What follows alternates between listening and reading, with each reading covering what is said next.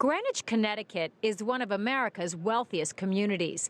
It's home to a large number of hedge funds and hedge fund managers, which is why it's often referred to as the hedge fund capital of the world.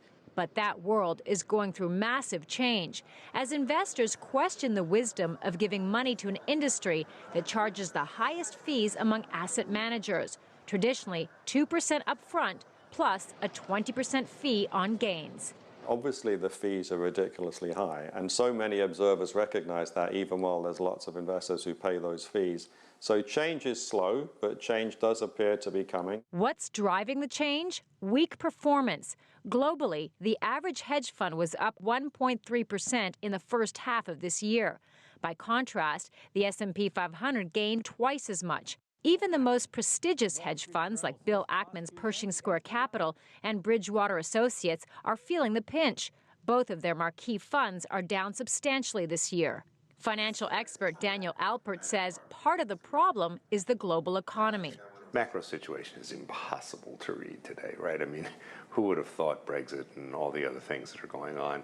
We're talking about a world that has been in something that we call a recovery that's not really a recovery. Simon Lack, author of The Hedge Fund Mirage, says the problem really began in 2002 when money began flooding into hedge funds.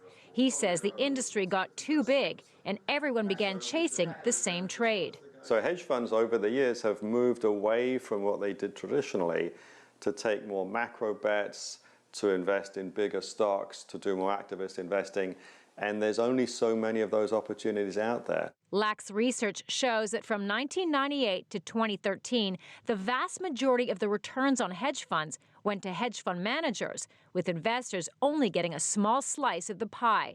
Institutional investors like pension funds and insurance companies have begun pulling money out. Globally, 84% of investors in hedge funds have withdrawn money in the first 6 months of this year, with underperformance being the main reason.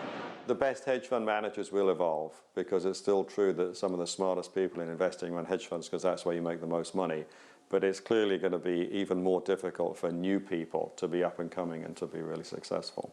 The good news for the investor is that they are now in the driver's seat when it comes to negotiating fees. But that doesn't bode well for many living in Greenwich. Karina, CCTV, New York.